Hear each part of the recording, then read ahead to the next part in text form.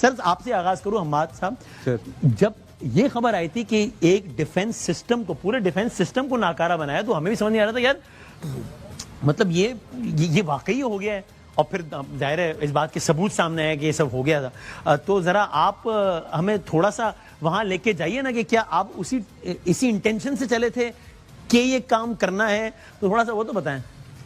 Well, actually, on the 10th of May, صبح 4:30 بجے ہمیں احکامات جاری ہوئے.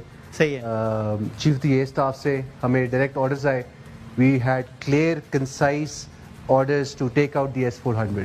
واو، اوکے. From 4:30 onwards. جس طرح سوریہ کی بات کر رہا ہوں، جس طرح ہمیں یہ معلوم ہوا کہ رافیل کے معاملے میں بھی میں بڑی ذمہ داری سے بات عرض کر رہا ہوں کہ کسی اور نے نہیں بلکہ ڈائریکٹ ایئر چیف نے کہا تھا، اور انہوں نے کہا تھا کہ مجھے رافیل چاہیے.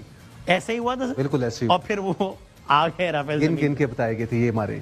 اوکے، پریسائز کہ یہ اتنے چاہیے، اور یہ ہوا، اور اللہ نے عزت رکھی ہے الحمدللہ. اس طرح آپ کو احکامات تھا کہ S-400 ایئر ڈیفنس سسٹم.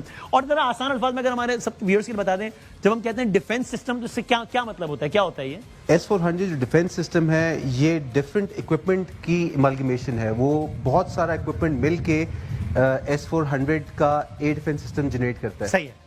جس طرح آپ نے دیکھا کہ بھارتی وزیر اعظم ایک ڈیفنس سسٹم سامنے کھڑے تھے، وہ اس کا میزائل سسٹم ہے.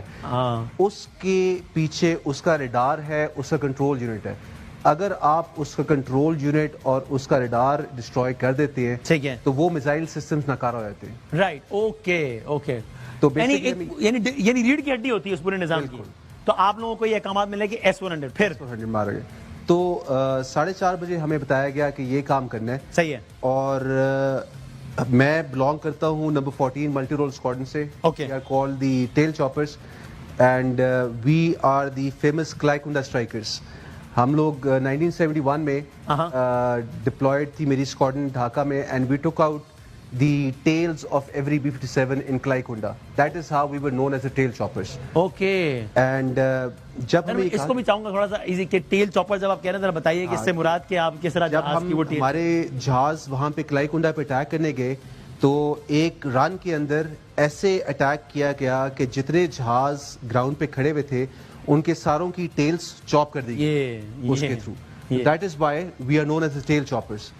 اور رافیل کو اس میں تو تالیاں بالکل آپ کھل کے بجا سکتے ہیں. اور رافیل بھی جب گرے اور پہلے وہاں سے کوشش ہوئی کہ کہا جائے کہ ایسا کچھ نہیں ہوا, ایسا تو کچھ ہوا ہی نہیں, تو رافیل کی ٹیل سے بھی آئیڈینٹیفائی ہوا کہ بھائی یہ جو ملبہ پڑا ہوا ہے, یہ جو ٹیل پڑے ہوئے ہیں, یہ کیا ہے. جو دیا گیا تھا وہ رافیل کی ہی ٹیل تھی. صحیح, جس کو دیا گیا تھا. اوکے. سو سبسیکوینٹلی 4:30 بجے ہمیں ٹارگٹس